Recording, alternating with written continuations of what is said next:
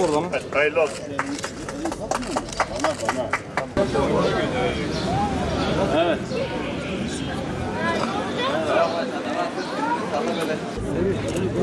Bırak gelsin.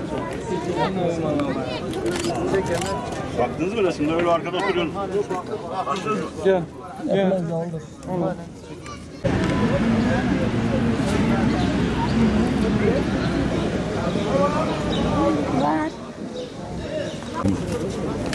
Baktınız mı hepsini?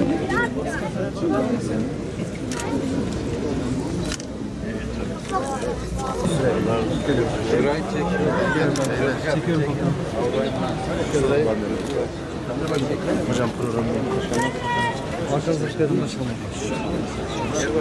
Sayın var. 11'de şehitliği ziyaret ederek ve öğlen namazından sonra şehitlerimiz adına Mevlid-i Şerif okuyarak başladık. Az önce de 15 Temmuz'la ilgili resim sergimizi açtık. 15 Temmuz tarihimizde önemli dönüm noktalarından biri.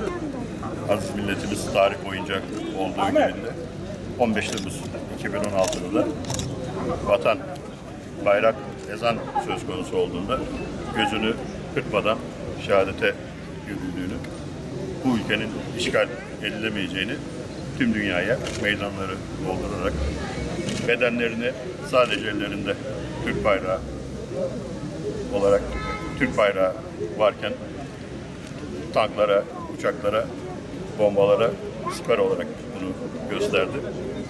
Tabii 15 Temmuz'u unutmamamız ve unutturmamamız gerekiyor, bunu her zaman söylüyoruz. Bu sergilerde hem o günleri, o günde yaşananları tekrar hatırlamamız için hem de belki bilmediklerimizi, görmediklerimizi tekrar görmemiz için vesile oluyor. Ben emeği geçen herkese teşekkür ediyorum. Allah bir daha 15 Temmuz'ları yaşatmasın. Milletimizi her zaman var etsin. Bütün şehitlerimizi de buradan rahmetle anıyorum. Gazilerimize şükranlarımı sunuyorum.